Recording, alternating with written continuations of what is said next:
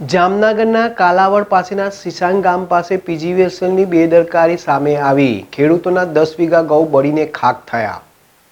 જામનગર જિલ્લાના કાલાવડ તાલુકામાં વધુ એકવાર પીજીવીસીએલની બેદરકારી સામે આવી. કાલાવડ તાલુકાના સિસાંગ ગામના ખેતરમાં ઊભા રહેલા 10 વીઘાના ઘઉં બળીને ખાખ થયા. સિસાંગ ગામના ભાગ્યરાજસિંહ જાડેજા નામના ખેડૂતનું ખેતર હતું. ખેતર ઉપરથી પીજીવીસીએલની સર્વિસ લાઇન હતી. અચાનક શોર્ટ સર્કિટ થતાં ઇલેક્ટ્રિકનો ચાલુ વાયર ખેતરમાં ઉભેલ 10 વીઘાના ઘઉં પર પડ્યો.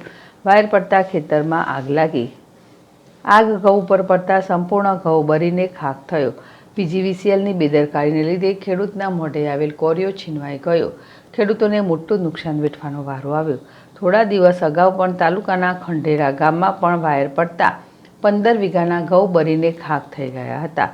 મળતી માહિતી મુજબ જ વારંવાર પીજીવીસીએલના અધિકારીઓને રજૂઆત કરવા છતાં ગંભીર ન લેતા આ ઘટના બની હોવાનું જાણવા મળેલ છે.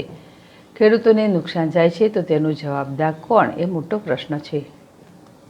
હર્ષલ ખંદેડિયા, ZSTV, જામનગર.